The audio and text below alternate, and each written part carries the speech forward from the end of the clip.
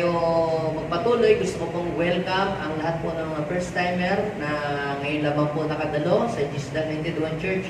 Welcome po kayo sa gathering po na ito. Ang J1 Church po ay hindi po ito religion. We are not promoting religion here. We are just promoting a personal relationship to God. At ganun din, ang panalangin ko ay patuloy kayong magpatuloy pa sa pagkilala at paglago sa ating Panginoong Jesus. So ito po ay, hindi po ito ang huli, kundi ito yung starting point ng ating journey para po sa ating paglakad kasama ang ating Panginoon. Welcome po din po ang lahat ng mga nanonood sa iba't ibang part ng mundo. Pagpalain kayo ng Panginoon. At kung kayo po ay first time lamang na nakadalo ngayon sa live stream na ito at nais nyo pa pong mag-grow sa inyong pong mga pananampalataya, nais nyo pong mag-grow sa inyong pong pagkilala sa Panginoon, you can also visit my official YouTube channel. I-search nyo lamang po yung Cleo Rojas sa YouTube. Then mag-subscribe po kayo. Just hit the subscribe button and notification bell para ma-notify kayo sa mga videos na akin pong sineshare regularly. Sabihin mo nga sa iyong katabi, God want you to live a holy life. Gusto ng Panginoon na tayo po ay mamuhay ng mayroong kabanalan. At yan ang reason kung bakit po tayo ay tinawag ng Diyos. When we say holy, it means you are separated for God. You are consecrated for God. Ikaw ay tinawag ng Diyos mula doon sa kadiliman at ikaw ay dinala sa kaliwanagan. I am telling you, wala pong tinatawag ang Diyos na banal na agad. Lahat po ng tinawag ng Diyos, ikaw at ako, o kahit na sino, na banal na siya na siya tinawag ng Diyos.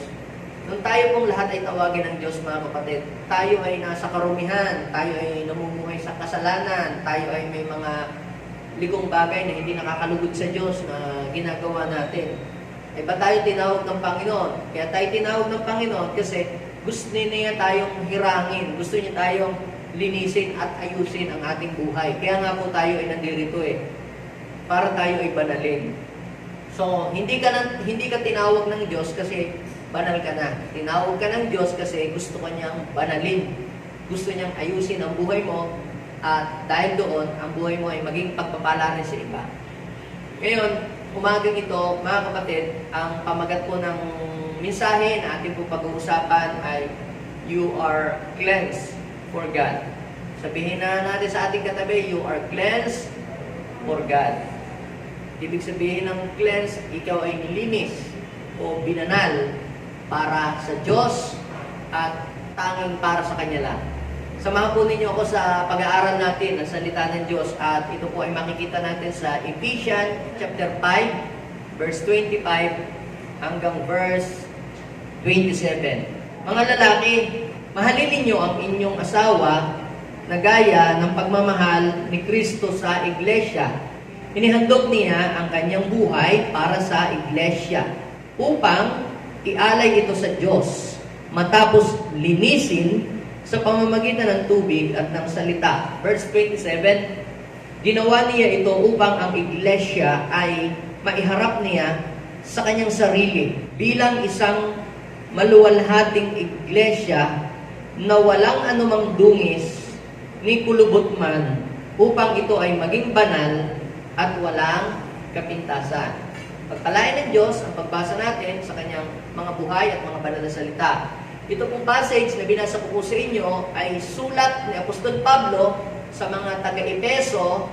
Meron siyang nais na sabihin sa mag-asawa na kinakailangan ang babae ay magpasakop sa kanyang asawang lalaki at gayon din naman ang asawang lalaki ay kinakailangan niyang mahalin ang kanyang asawa. Kagaya daw po ng pagmamahal ng Panginoon sa iglesia. Ano po ba yung iglesia? Hindi po ito yung iglesyang relihiyon na iglesia, kundi ito pong iglesia ay galing po sa salitang Griego na ekklesia. Yung pong ekklesia, ang ibig sabihin po niyan ay called out. Kapag sinabi po nating church, it means you are called out. Sa Tagalog ay iglesia. So ang iglesia, mga kapatid, ay ito po ay called out from darkness into light. So all of us here, we are called out from darkness into light. Tayong lahat as a church of God, kaya nga ang tawag sa atin ay church or iglesia. It means you are called out. You are called out from darkness into light. Dati ang buhay natin, puro kadiliman, ang ginagawa natin, kadiliman, ang ginagawa natin, mga bagay na hindi nakakalugod sa Diyos. Pero nung tawagin ka ng Panginoon, ikaw ay kanyang pinulot doon sa dilim, at ngayon ay nandito ka na sa liwanag. Ngayon, anong gustong mangyari ng Panginoon? Ang sabi ng Panginoon, mga lalaki, ibigin niyo inyong asawa, kagaya ng pag-ibig ng Panginoon sa iglesia. Inialay niya ang kanyang sarili dito para ang iglesia daw po ay maging malinis sa harapan ng Diyos, at para ito ay maging malinis na ihandog sa Diyos ng walang batik o kulubot. Ito pong babae dito sa Bible at saka po yung lalaki dito ay meron pong isinasalarawan sa spiritual. Ano po yung isinasalarawan doon ng babae? Hindi lamang po yun doon sa wife na natural na wife, kundi yung babae dito ay nagre-represent sa church o sa iglesia ng Panginoon. At yung lalaki dyan na nagmamahal ay nagre-represent sa ating Panginoong Jesus, sa ating Panginoong Jesucristo. Pag binasa niyo po yung Revelation chapter 19, verse 7 hanggang 8, ano po ang sabi doon? Tayo daw po dapat ay magalak sapagkat nalalapit na ang kasal ng kordero. Sino po ba yung kordero na yon?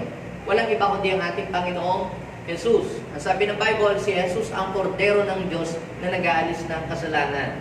So yung lalaking ikakasal na tinutukoy sa Revelation, yung lalaking ikakasal doon, yung kordero doon na ikakasal, ay walang iba kundi ang ating Panginoon. At yung babae doon na kasintahan, ayan ay nagre-represent sa church. Na sabi ng Bible doon sa verse 8, na ito daw po'y dinamitan ng kulay puti. Na yung damit na kulay puti, yan ay nagre-represent ng katuwiran, ng kabanalan. Yun po ang sagisag nito, kabanalan, yung linen cloth na white.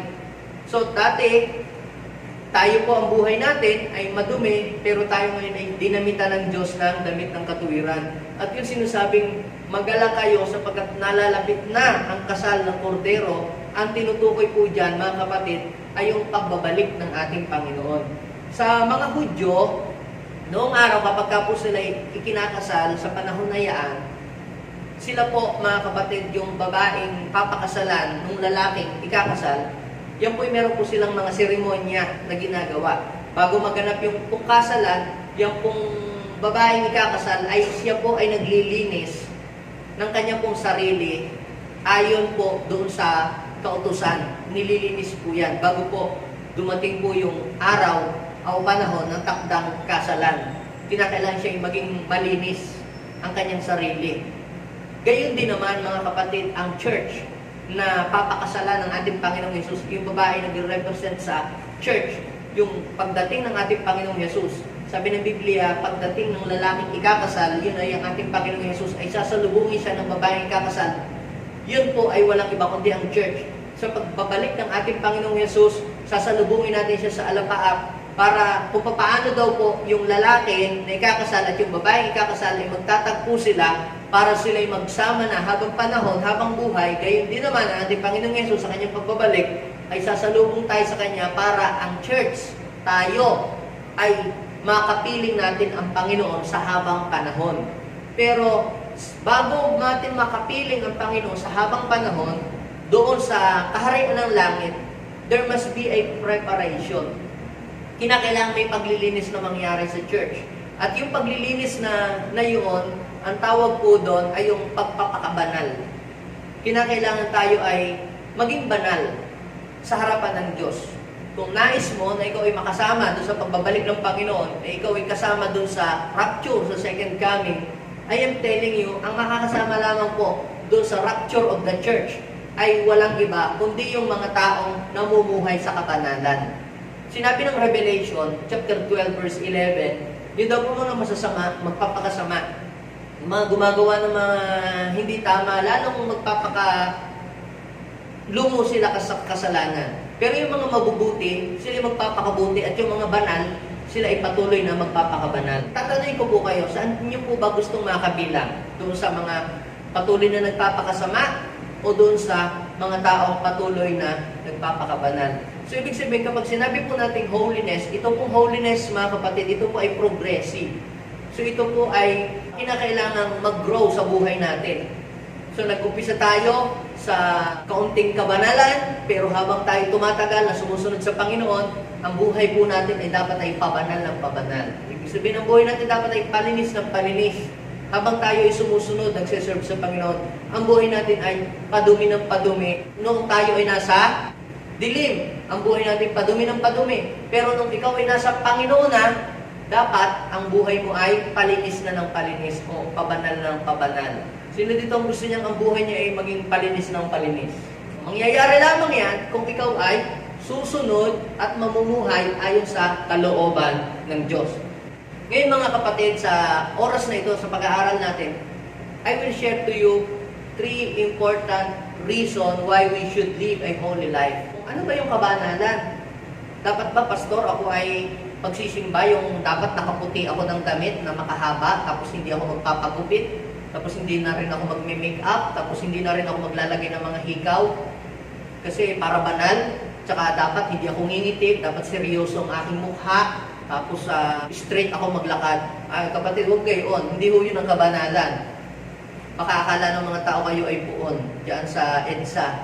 Hindi ho yun ang kabanalan. Hindi ho yun ang picture ng kabanalan. Tayo kasi, akala natin pag sinabing banal, o dapat pag lalaki, dapat pag a-attend sa church, dapat naka-slacks.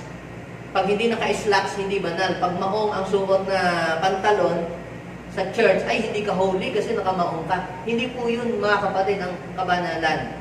Real holiness start from the inside, not in the outside.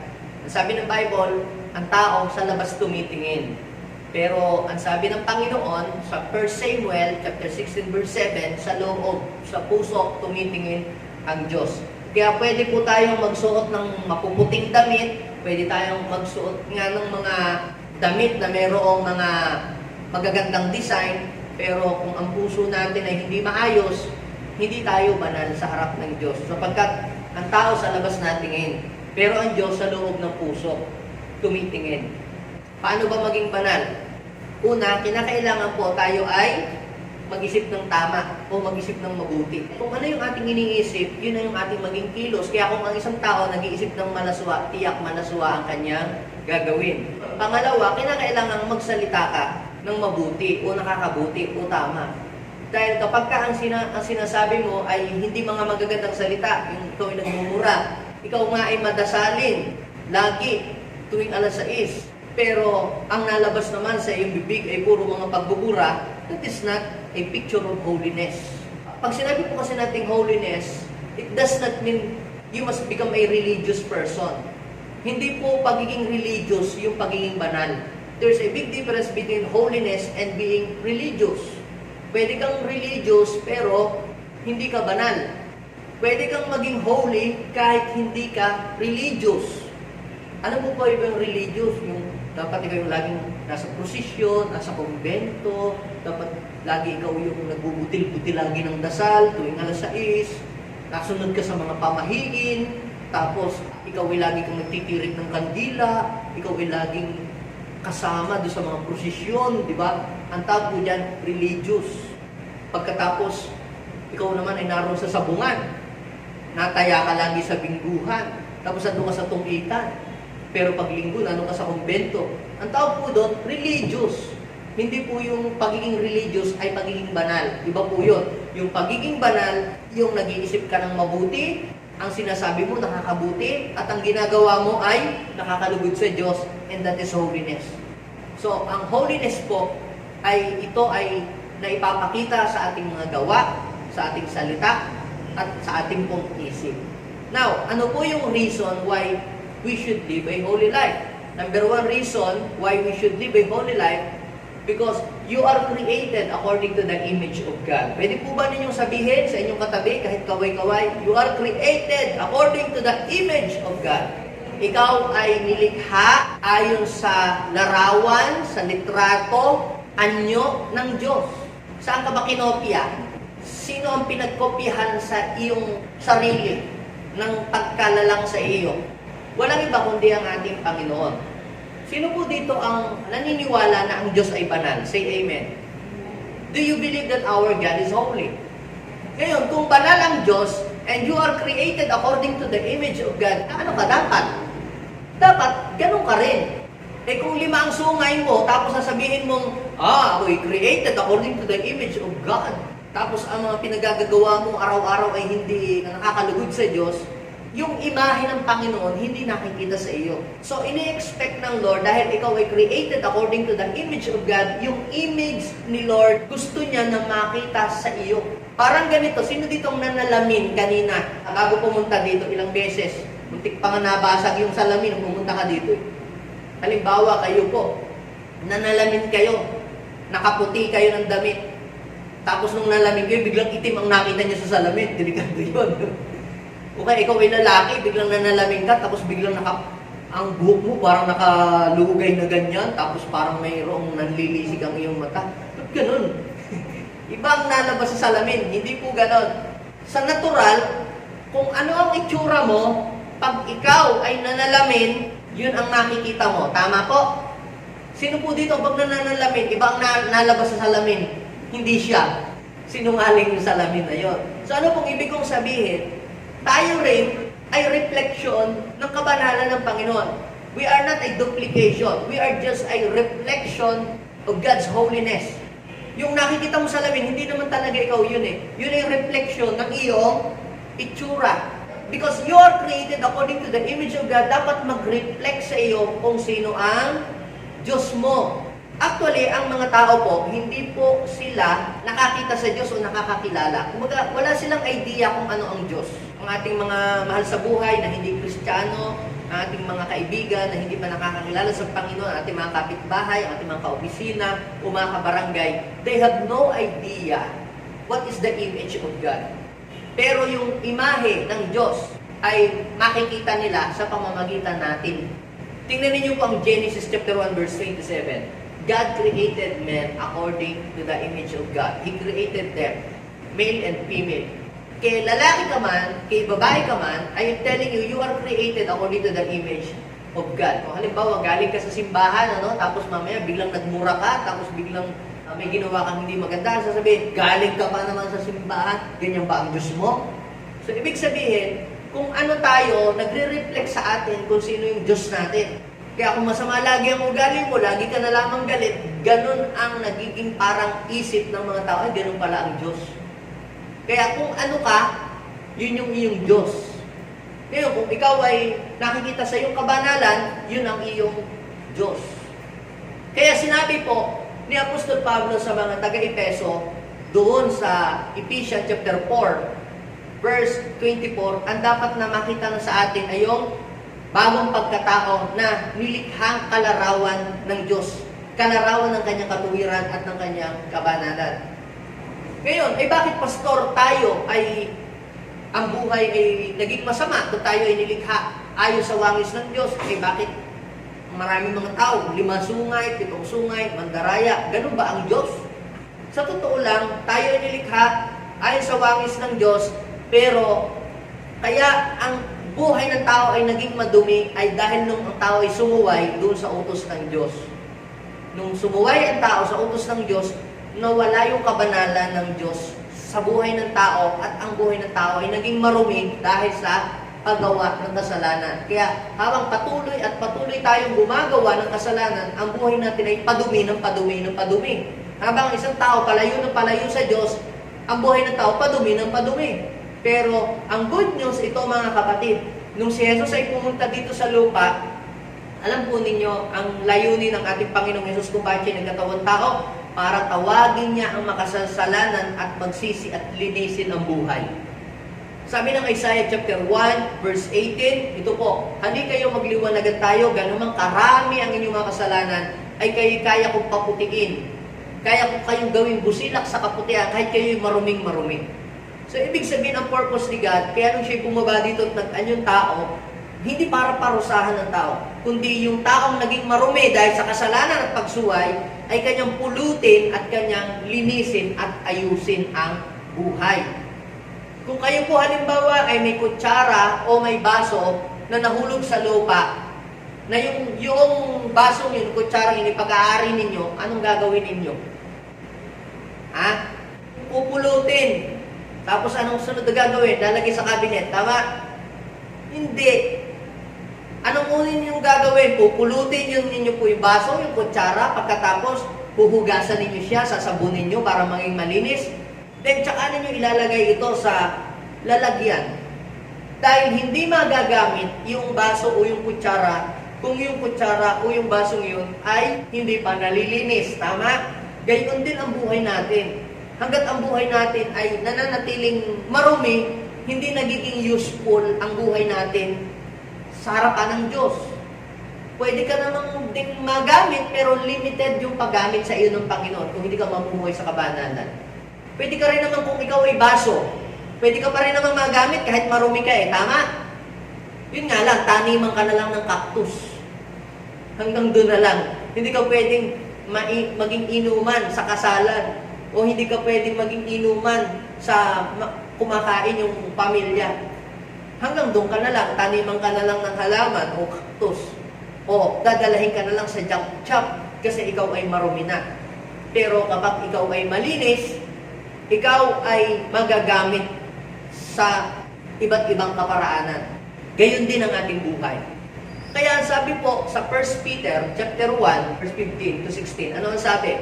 Dahil ang Diyos ang tumawag sa atin, humirang sa atin ay banal, ano rin daw po ang dapat natin gawin? Dapat tayong magpakabanal. So, yung pong pagpapakabanal o pagpapakaayos ng buhay, paglilinis ng buhay, ay ito po ay hindi trip-trip lang ng sino man. Kundi ito po ay command mismo ng Diyos na dapat ay ito yung maging ganito tayo. Sapat ito yung layunin ng Diyos kung bakit niya tayo tinawag. Bakit niya tayo dinala dito? Bakit tayo nakakilala sa Kanya? Because God wants us to live a holy life. Na dati kang ganito ang buhay mo, pero gusto ng Lord ibalik uli yung imahe na nasira sa buhay mo nung ikaw ay magkasala. Nung magkasala ang tao, nasira yung imahe ng Diyos sa buhay natin. Nakakita na po ba kayo ng mga lumang litrato ng mga lolo-lola ninyo na yung naagnas-agnas ng mukha? Ano ngayon ang ginagawa? Yung pong mga naagnas-agnas na picture na nung unang panahon na nakita nyo sa baon, yan po, pwede po pala yung i-restore. At yung black and white na picture, pwedeng gawing colorful.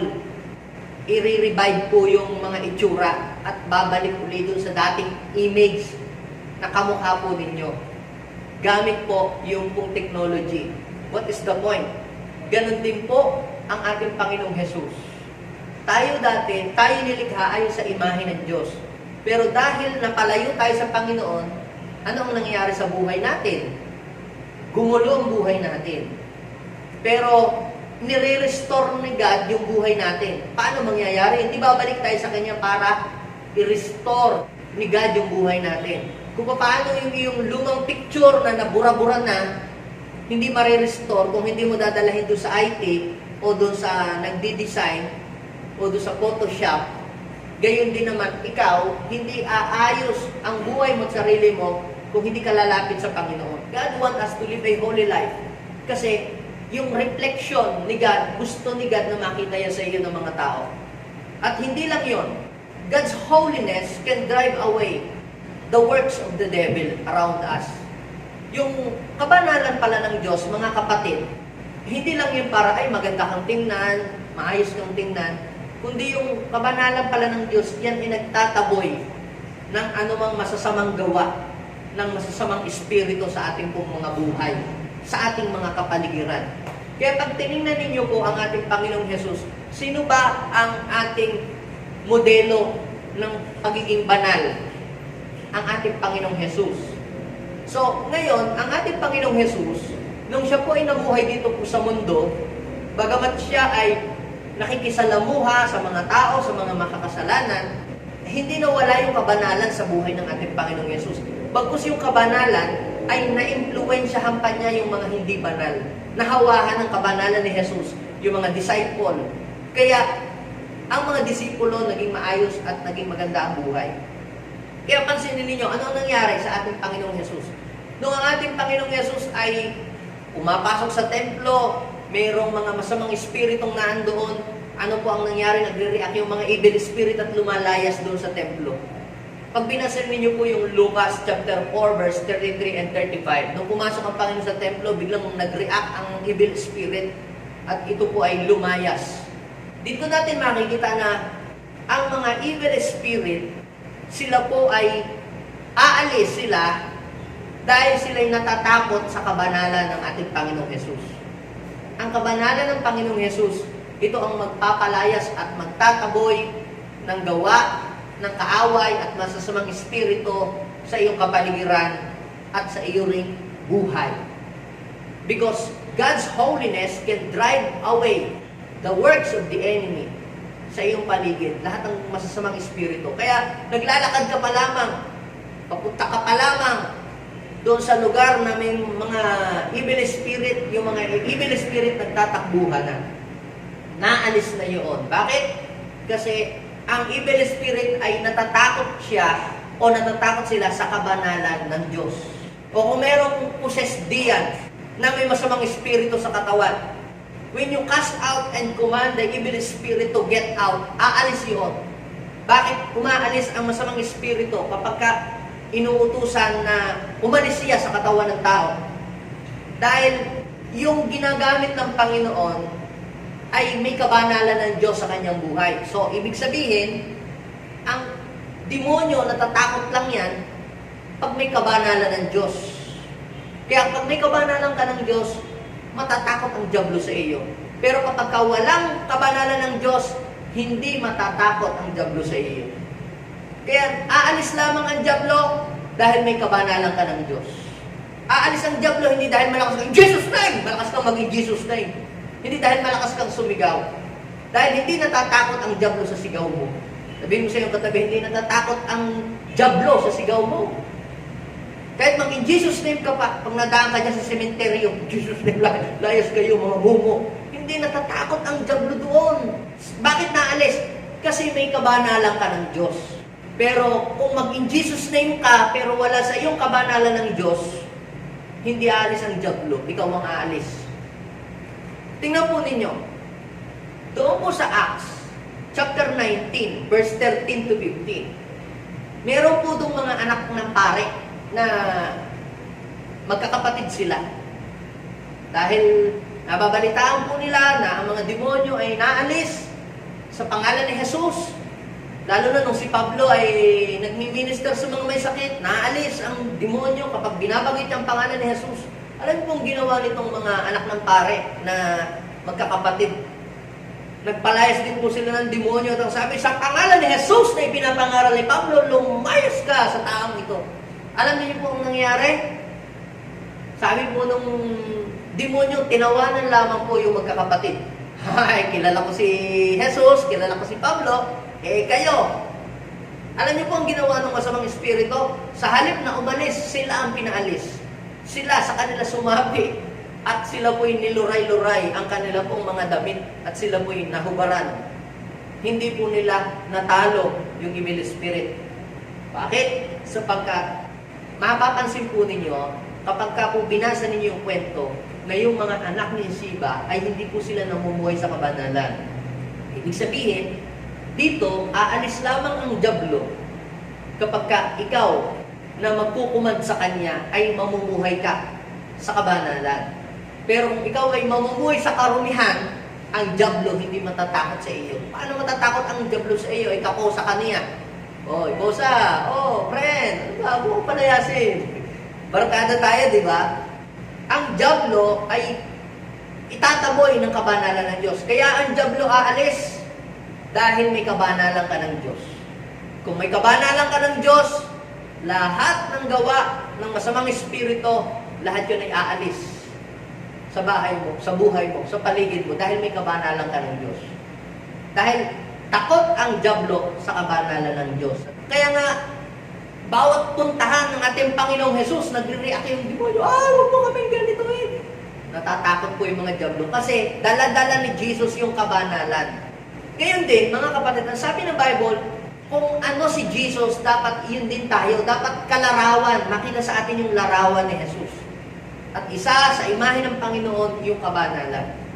Kaya, mula ngayon, kung ikaw ay nagdidesisyon na mamuhay sa kabanalan, nangangatal na ang dyablo sa iyo. Nangangatal ang dyablo sa iyong prayer. Nangangatal ang dyablo pag nag-in Jesus name ka. Nangangatal ang dyablo kapag ka nag-review ka. Bakit? Dahil namumuhay ka sa kabanalan. Pero pag hindi ka namumuhay sa kabanalan, kahit mag-in Jesus name ka, mag-review ka, sasabihin ni Satanas, ay, walang talab, wala effect yan, hindi ako tinatablan. Bakit? Kasi nga po, tatalab lamang ang ating vengeance, tatalab lamang ang in Jesus name and rebuke if you are living a holy life. Hanggat ikaw ay namumuhay sa kabanalan at may image ka ni Lord ng kabanalan, may image ka ng kabanalan, matatakot ang dyablo sa iyo. Pero kapag ka nawala na yung kabanalan sa buhay mo, yan, magpe-fiesta ang dyablo sa buhay mo.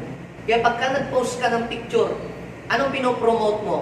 Nalinis ang isip ng tao, nadumi ang isip ng tao kasi puro mga hubad yung iyong mga ipinopost na picture. So you are promoting lust, not holiness.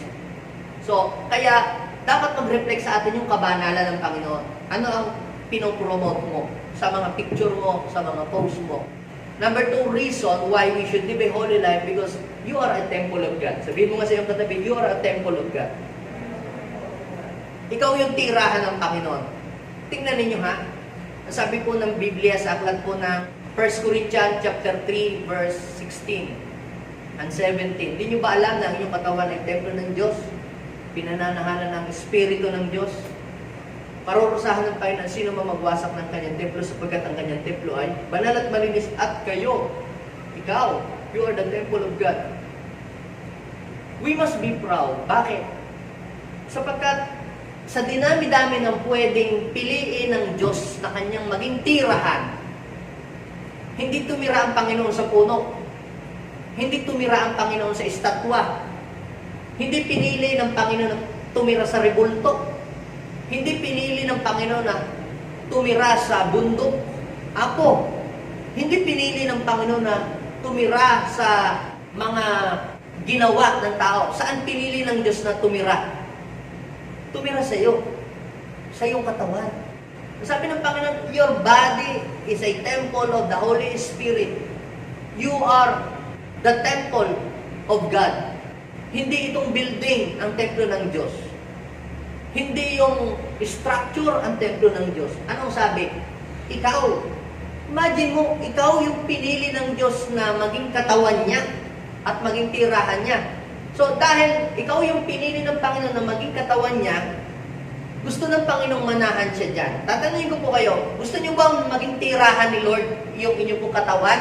So kung gusto mo na maging patuloy na tumira ang Panginoon diyan sa iyong katawan, patuloy mong ayusin at linisin ang iyong katawan. Ibig sabihin, you should live a holy life.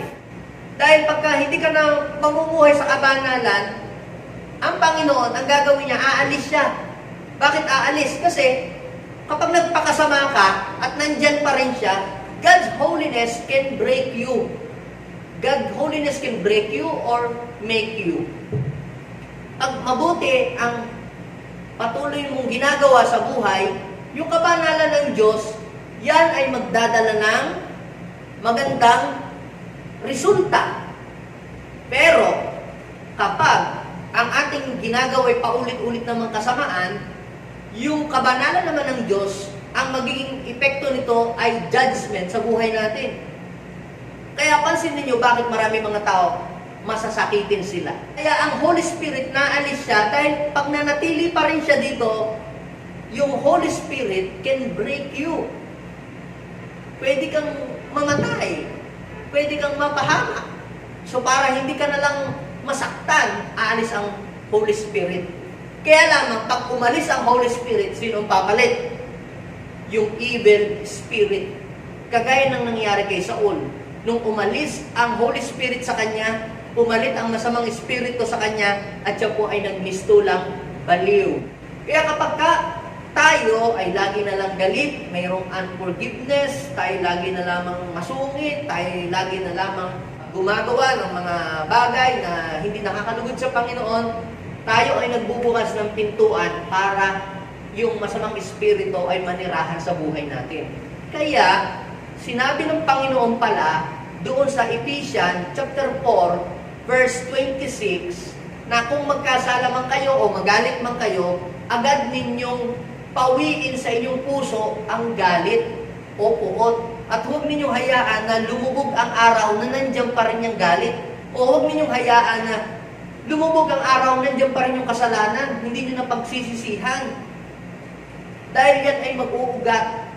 At pag binasa ninyo po yung the following verse, huwag ninyong bigyan ng chance ang kaaway sa buhay ninyo.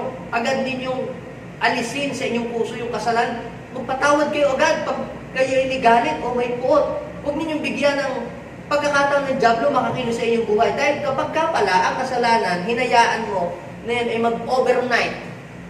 Hinayaan mo na mag-stay yan dyan. Yan ay mag-uuga.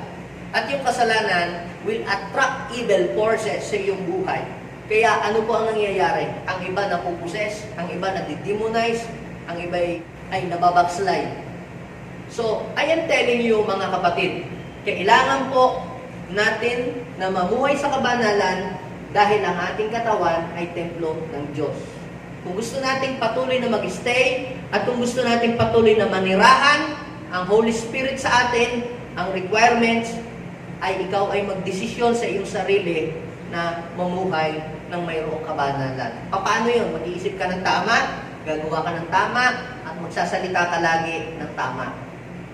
Now, ang sabi po ng Bible, parurusahan ko ang sinumang magwasak ng kanyang templo. Diba? Sabi ng verse 17 ng 1 Corinthians chapter 3 verse 17, parurusahan ko ang sinumang magwasak ng kanyang templo sapagkat ang templo ng Diyos ay banal at malinis at kayo ang templong yan. So, banal daw po ang templo ng Diyos at malinis. At sino daw po yun? Tayo daw po, mga kapatid. Minsan may mga nagtatanong, pastor, bawal po ba ang maglasing? Bawal po ba ang mag-smoke? Bawal po ba ang magsugal? Bawal po ba ang ganito? Alam niyo mga kapatid, that is not the right question. Ano ang tamang tanong? Ang sagot ko dyan, tatanungin din kita. Ano sa palagay mo? Makakabuti ba yan sa katawan mo o makakasama? Sagutin mo ako. Ngayon, sinagot mo na yung tanong mo. Sa palagay mo, pag ginawa mo ba yun, makakalugod ba yun sa Diyos? Makakabuti ba yun sa katawan mo? Makakatulong ba yung bisyo? Yung po bang panunood ng malalaswa, yung po ba bawal po ba yun? Sa tingin mo, makakalinis ba yun ang iyong isip? Ano sagot mo? Nasagot mo na yung tanong mo. So, ang kabanalan, mga kapatid, ay hindi lamang po ito sa gawa, kundi ito sa isip at ganun din po sa salita.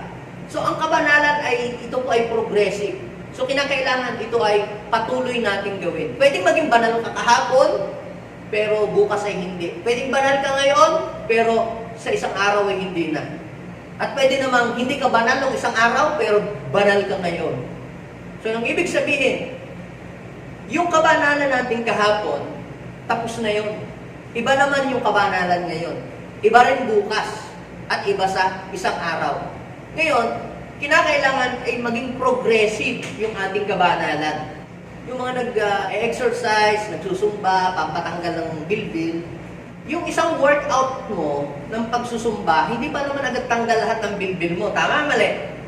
Kinakailangan paulit-ulit mo na gawin yun na mawala yung lahat ng mga parts. Dapat consistent. At makikita mo na consistent, mawawala yung mga parts sa iyo. Kaya lang, ang problema nung mag-lockdown. Nung mag-lockdown, hindi ka nakapag-exercise, hindi ka na nakapag-susumba. Ano ngayon ang nangyari? Balik ka ulit doon sa iyong lifestyle. Hindi lang kain, lamon. Ano ngayon ang nangyari? Di balik ulit sa dati yung iyong mga bilbil na natanggal na. Do you get the point? Ganon din po mga kapatid, yung pamumuhay sa kabanalan. Yung kabanalan natin doon sa nakaraan, hindi natin pwedeng mapakinabangan forever kung tayo ay mag-i-stop.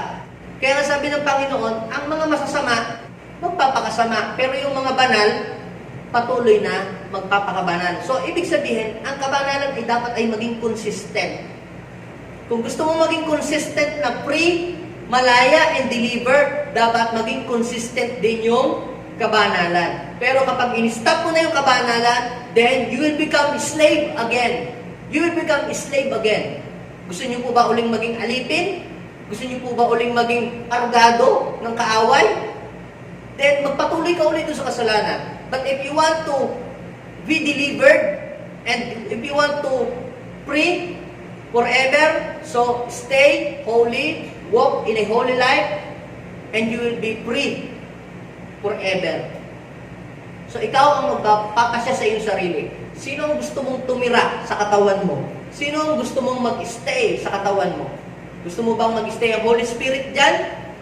Ano dapat mong gawin? Ikaw ay mamuhay na may kabanalan. Kung gusto mo namang ang tumira diyan ay si Satanas, magpakarumi ka. Gumawa ka ng kasalanan, magpatuloy ka.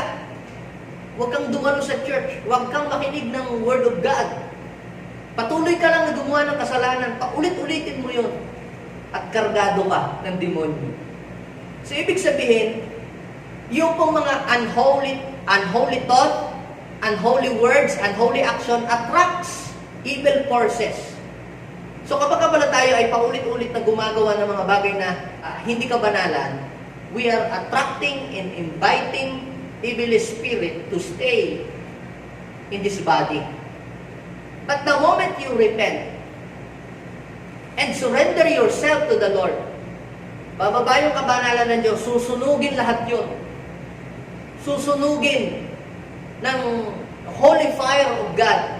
Kaya aalisin niya yung mga unholy things sa buhay mo, papatiwarin ka niya, lilinisin ka niya, then yung Espiritu ng Diyos maninirahan na sa iyong buhay at mananahan. Kaya mapipreserve yung iyong katawan. At kung ano man yung mga sakit-sakit na yan, nagawa ng masamang espiritu, aalisin niya ng ating Panginoon. Yung sabi ng Bible, parurusahan ng Diyos ang magwasak ng kanyang templo. 1 Corinthians chapter 6, verse 19. Binili tayo ng Panginoon sa malaking halaga. Ang ating katawan ay templo ng Diyos, kaya yung ating katawan hindi talaga atin. So, ibig sabihin, itong katawang ito, pahiram lang ito ng Panginoon sa atin. Kung kayo po halimbawa ay nanghiram ng kaldero, o nanghiram kayo ng plato dahil may birthdayhan sa inyo, o kaserola, nung pinahiram sa inyo yung kaserola, ang linis-linis, ang ganda-ganda, no? Tapos ang kinis-kinis ng kawali, ang kintab. Pagkatapos po ba ninyong gamitin yung pong mga kaserola na hiniram ninyo, isasauli niyo po ba yun na maitim? Isasauli niyo po ba doon sa inyong hiniraman na maraming uling? Pag ginawa po ninyo yon, ano ang sunod na mangyayari? Ano ang gagawin sa inyo nung nagpahiram? Magagalit siya sa inyo or sasabihin niya, hindi na uli kayo makakahiram. What is my point? Ganon din naman, may buhay tayo. May katawan tayo na pinahiram ni Lord. Nung pinahiram ng Diyos sa atin ang buhay natin, walang sakit, walang damage, walang kung ano-ano man. Kaya lamang, nung ginamit mo, anong ginawa mo? Nagbisyo ka, kung ano ng mga inabuso mo yung sarili mo, kumain ka ng mga hindi masustansyang pagkain. Then pagkatapos, ano nangyari doon sa katawang pahiram sa'yo? Nasira tuloy, nagkasakit. Tapos babalik ka sa Panginoon, Lord, i-heal mo ako, i-heal mo ako. Sa palagay mo, pag pinahiram ka ng buhay ng Panginoon, pag pinahiram ka ng gamit at isinauli mong hindi maayos, bibigyan ka pa ba uli, kaya papahiramin ka uli, hindi ka na makakauli. Si Lord ay merciful God. Kaya lang dapat ay ipakita mo rin sa Panginoon na ikaw ay responsible na yung templong yan ay pangalagaan mo at ayusin mo at huwag mong hayaang maging dugyot o masalaula dahil sa kasalanan. Kaya sabi ng Panginoon, parurusahan ang magwasak ng kanyang templo sapagkat ang kanyang templo ay banal at malinis. Dapat ay ang nanirahan sa katawang ito ay ang Espiritu ng Diyos. Huwag nating hayaan na umalis ang Espiritu ng Diyos sa katawang ito. Nung magkasala si David, alam niyo po, nagsisi agad siya. Bakit siya nagsisi agad? Kasi alam niya, nung magkasala si Saul, hindi nagsisi. Kaya ang masamang espiritu, tumira sa katawan niya. Hanggang sa namatay, possess siya. Pero si David, nung nagkasala rin, pero nag-repent agad. At ang prayer niya, ang sabi niya ganito, Psalms chapter 51 verse 10 hanggang 12, Create in me a clean heart, O God, and renew the right spirit within me. Restore unto me the joy of my salvation, and renew the right spirit within me. Sabi doon, cast me not away from your presence, O Lord, and take not thy Holy Spirit from me. Huwag mong hayaan na ang Espiritu mo ay umalis sa akin. Bakit?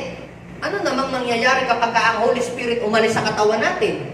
Ang sabi po ng Lucas chapter 11, verse 24 and 26, ang masamang espiritu aalis sa katawan. Ngayon, pag umalis yan sa katawan, maghahanap ng ibang katawan na pupuntahan yan. Ngayon, pag walang mapuntahan, babalik yan doon sa kanyang pinanggalingan dati.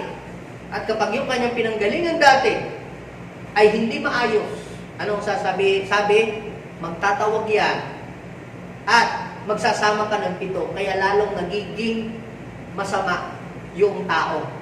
Dahil siya ay hinayaan niya na yung kanyang katawan ay maging marumi, maging tirahan ng kaaway.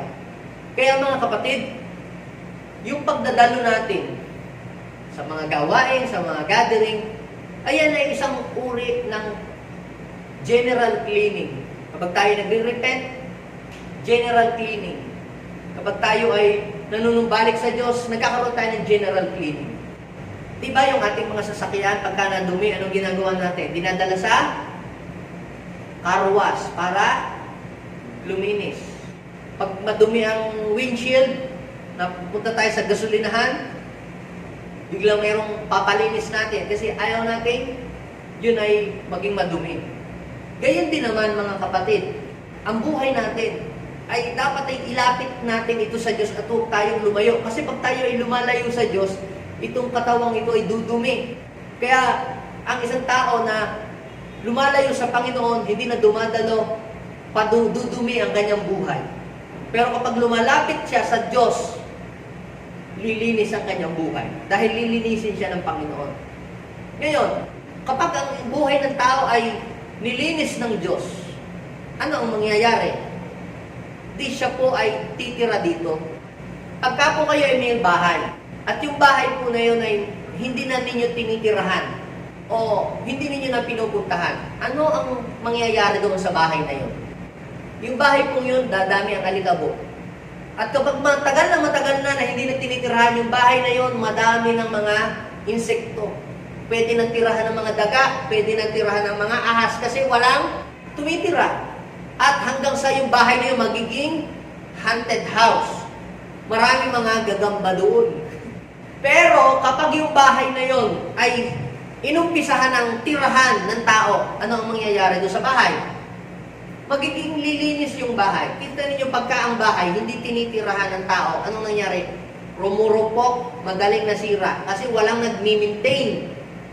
Pero pagka ang bahay ay tinirahan na ng tao, may nagmi-maintain. Di ba, pagka mayroong hindi maayos na pintura, ay may aayusin, may papagawa. Pag may hindi naayos, may nagmi-maintain kapag mayroong taong nakatira. Pero pag walang nakatira, walang nagmi-maintain, kaya mabilis ang pagkasira ng bahay. Now, what is the point? Gayon din naman ang ating buhay, ang ating sarili. Pagka wala dito ang Holy Spirit, wala nang magmi-maintain ito. Kaya pansinin ninyo, yung mga tao hindi na nagdadadalo, tumalikod na yata sa Panginoon, kinalimutan na nila ang mga gathering, nawala na sila sa covering, ano ang sunod? Nagiging masasakitin na sila. Ang dami po tayo mga kapatiran na personal testimony nung hindi pa po sila nagbo-born again. Ang dami po nilang sakit. Hindi po sila na-attend sa church. Ang dami po nilang sakit. Pero nung po sila'y dumadalo na sa church regularly, nawala daw po yung kanilang mga sakit. Anong nangyari? Bakit mawala ang kanilang mga sakit? Ay dati nung padoktor sila ng padoktor, ang dami nilang mga sakit-sakit, wala namang makitang sakit. Nung mag-umpisa na silang dumadalo na sa gawain ng Panginoon, bakit nawala na yung kanilang mga sakit at naging healthy na sila? Dahil ang isang tao, kapag yan ay lumalapit sa Diyos, nagiging tirahan ng Holy Spirit ang kanyang katawan at ini-maintain ng Holy Spirit ang kanyang katawan. Kaya as long as the Holy Spirit is inside you, ini-maintain niya ang katawan mo. Kaya pansinin ninyo, Yung mga nagseserve sa Panginoon, pinaninirahan ng Espiritu Santo, parang hindi tumatanda, laging bata. Ang mukha niya talagang parang laging healthy ang itsura. Nako, pag wala sa yung Holy Spirit, no, wala na yung, para ka ng gurang, laging gurang. Parang 20 years old ka pa, mukhang senior citizen ka na ang itsura mo. Pero kahit senior citizen ka na, may Holy Spirit ka, parang batang-bata kang tingnan. Bakit? Kasi mayroong liwanag sa iyo, kabanalan ng Diyos nasa sa iyo. May nagmi-maintain sa katawan mo ang Holy Spirit. Pinapalakas ka, pinapabata ka, pinapasigla ka ng Holy Spirit. Pero pag walang Holy Spirit, ako, magiging masasakitin ka na. So yung Holy Spirit na yon, mag-i-stay sa katawan natin kapag tayo ay patuloy na nagdi-desire na mamuhay na may kabanalan. At ang pangatlo, God wants to give Him honor through you. Gusto ng Panginoon na maparangalan siya at maluwalhati siya sa pamamagitan mo. Kasi ganito po, kapag tayo po ay mangangaral ng salita ng Diyos, kapag ang buhay po natin ay hindi maayos, hindi natin mabibigyan ng kaluwalhatian ng Diyos. Instead of giving pain sa pangalan ni Jesus, you will give shame in the name of Jesus. Instead ng karangalan, kahihiyan yung madadala mo sa Panginoon. Noong po ako ay bago pang naging Christian, hindi pa po ako seryoso sa Diyos. Hindi po ako seryoso sa Diyos noon. Po parang nadalo-dalo lang, ikisali lang ako, hindi talaga pa ako seryoso sa Panginoon. Ako po may mga kalokohan pa rin sa school, dadala pa po ako ng baraha, ganyan-ganyan. Tapos kami mga magugulo sa school. Pero alam nila, nag-church na ako. Ngayon, doon po sa dala-dala namin yung barahang ganyan, biglang dumating yung teacher. Sabi ng teacher, si Kilaya, di pa-born again. Ay, puro naman mga alokohan ang mga ginagawa. Alam niyo po, para akong sinampal. Para akong sinampal ng teacher, pero hindi ako sinampal. Sinabi lang sa akin, di pa-born again pa. Puro kalokohan naman. Alam niyo, para po akong sinampal doon. Bakit? Kasi hindi po ako namumuhay sa kabanalan. Then, the following month, bigla po akong yung sumakit ang aking tiyan. Naku, na-diagnose po ako, may appendicitis po, operahan. Yung pala, pag hindi ka ng Panginoon, pag hindi ka nagpakatino, yung sabi ng Panginoon, parurusahan ko ang sino mang magwasak ng kanyang templo sapagkat ang templo ng Diyos ay banal na malinis. From that moment, doon po ako nag-umpisang umiyak sa Lord, God, forgive me. Hindi ko po nabigyan ng karangalan ng pangalan mo dahil sa akin. Parang instead na karangalan yung maibigay ko sa pangalan mo, nasira ko pa yung pangalan mo, Panginoon. Napulaan patuloy yung pangalan mo because of me. Lord, marami po akong mga isinurrender na bagay, pero because of my weakness, Lord, tulungan niyo akong mabago po ang aking buhay. Unti-unting nabago-bago na ang buhay. Ang maganda po niyan, hindi ako na-operahan, pinagaling ako ni Lord. At pamula noon, unti-unti ko nang inayos ang aking buhay. Lumakad na ako sa pagsunod sa ating Panginoon. So, mga kapatid, tayo ang magdidesisyon. Sino ba ang gusto ninyong gumamit sa inyo ng inyong pong buhay? Ang Diyos o ang kaaway? Gusto mo bang maparangalan ang Diyos sa iyong buhay? O gusto mong mapulaan ang Diyos sa pamamagitan ng iyong buhay? Sino ang gusto mong gumamit sa iyo? Si Lord o ang kaaway? Ngayon, ganito po yan. Magagamit ka lang ng Lord mightily and effectively kapag ikaw ay mamumuhay na may kabanalan. Kapag pinili mong mamuhay na may kabanalan, pwede natin sabihin, paano yan? Tao lang Tao lang talaga. Pero, we are created according to the image of God. Sikapin natin na ang ating buhay ay ating itama. Kung nakita natin lumihis ang ating buhay, ay di kabigin natin ang manubela, itama natin at tayo dumiretso sa Panginoon. Sino dito ang mga nagmumotor? Yung nagdra-drive kayo o nagbabike, huwag na lang magmumotor. Kayo po ba, pagka nagbabike kayo, dyan sa highway, nakita ninyo yung bike nyo sumala na sa linya, kinain na yung kabilang linya o kinakain na yung kabilang, malapit na sa gilid ng tulay. Anong gagawin ninyo kung nakikita ninyo malapit na pala kayo sa kanal? Anong gagawin nyo? Hindi nyo makakabigin yung manubela? O ididireksyonan niyo yung sarili mo, mag-shoot na ako sa kanal. Nakakahiya yun, putik-putik ka, tapos pag nakikita mo na nalihis ka na, nahuhulog ka na sa tulay, anong gagawin mo? Kakabigin mo yung manubela para ano? Dumiretso ang iyong takbo. Gayon din tayo mga kapatid. Para tayo nagbibisikleta o nagmumotor o nag-jeep o nagdadrive na minsan, ay nakakain mo na pala yung linya doon sa kabila. Ay malapit ka na pala doon sa kabila. Anong gagawin mo? Di kakabigin mo yung manubela mo para ano? Dumiretso ka ulit. Dahil pag hindi mo ginawa yon, hulog ka na sa kanal. Ikaw ay mahuhulog doon sa putikan. Gayon din ang ating buhay. Pag nakikita natin tayo napunta na sa kabila o napupunta na sa kaliwa o sa kanan, kakabigin natin ang ating manubela at tayo didiretso.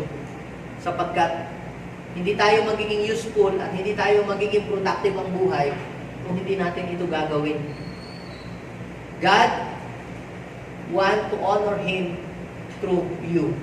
Gusto ng Panginoon na mabigyan ng kaluwalhatian ng kanyang pangalan sa pamamagitan mo, sa pamamagitan ng iyong mga gawa, sa pamamagitan ng iyong mga salita, sa pamamagitan ng iyong mga kilos. Sabi po sa 1 Corinthians chapter 6, verse 20, binili niya kayo sa malaking halaga. Kaya gamitin ninyo ang inyong katawan para maparangalan ng Diyos. Gusto niyo po bang maparangalan ng Diyos sa pamamagitan ng ating katawan? Ay agi, katawan. Use your body for the glory of God. Gamitin mo yan para sa kaluwalhatian ng Diyos. Hindi para sa kasamaan. Hindi para sa kalikuan. Gamitin mo yan for the glory of God. Kasi yan ang design ni Lord para sa atin. Minsan hinahatak tayo ng mundo at pilit tayo ibinabalik doon sa dati nating buhay. Pero ikaw ang magpapasya. Gusto mo bang babalik ka uli doon? O ikaw ay magpapatuloy doon sa pagtawag sa iyo ng Panginoon? The decision is yours. Gusto mo bang mamuhay sa kabanalan o mamuhay sa kabalbalan? The decision is yours. Pero kung mamumuhay ka sa kabanalan, yung mga pangako ng Diyos ay iyong mararanasan. At maging ang mga blessing ni Lord, ito ay iyong makakamtan. Yan ang calling sa atin ng Panginoon. God called us to be holy because we are created according to His image. At yan ang palatandaan na ikaw ay anak ng Diyos. Yung pamumuhay na may kabanalan. So tayo pong lahat ay tumayo at tayo po ay lumulog sa Diyos. Aminin natin sa Diyos na hindi tayo perfect. Aminin natin sa Diyos na hindi tayo perfecto. Hindi natin kayang maging banal. Hindi natin kayang maging matuwid sa sarili nating lakas. Sa sarili nating galing. Sa sarili nating pagsisikap. Mangyayari lamang yun kung iimbitahan natin ang Banal na Espiritu Santo na tulungan tayo. Kagaya sinabi ni Paul, I can do all things through Christ who give me strength. Hindi natin kayang maging banal sa sarili nating lakas. Magagawa lang natin yan sa tulong ni Lord. Tutulungan tayo ng Panginoon. Just surrender your life to God. Ang gagawin lamang natin, isusuko natin ang ating buhay sa Diyos. Sabihin natin, Lord, di ko po kayang mamuhay na may kabanalan kung hindi mo ko sasamahan. Alalayan mo ako, tulungan mo ako. Help me to stand strong. Help me to walk in a holy life. I want to give a highest glory and honor to your name. Let us pray right now. Let's bow our head. Let's invite the presence of the Lord. Hilingin natin ang kanyang biyaya.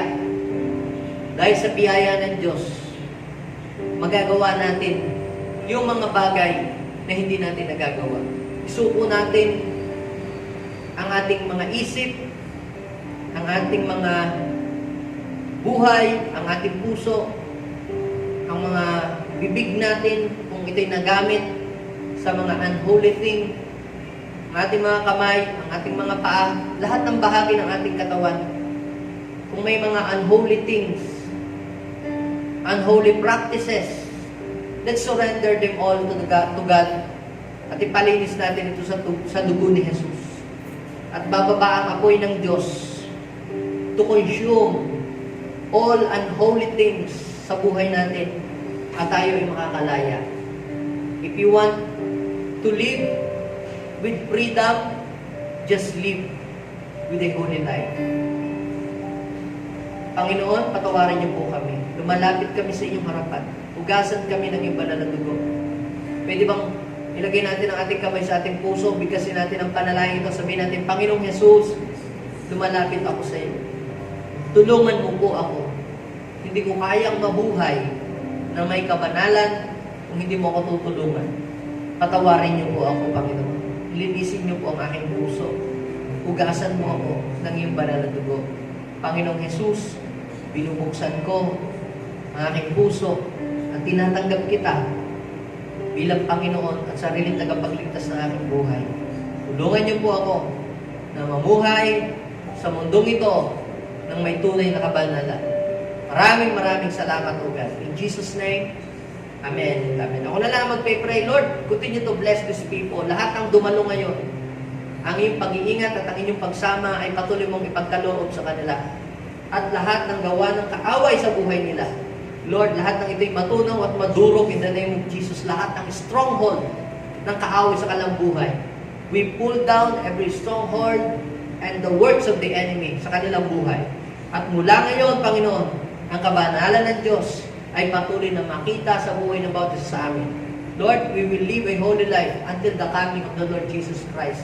Pagpalain niyo po ang lahat ng mga tao na nakinig at nakiisa sa live stream na ito. Supply all their needs according to your riches. I declare God's freedom, promotion, and deliverance sa kanilang buhay. This is our prayer in Jesus' name. Amen and amen. God bless niyo po, mga kapatid. Sumayin niyo ang mayamang biyaya at ang pag-iingat ng Diyos. See you again.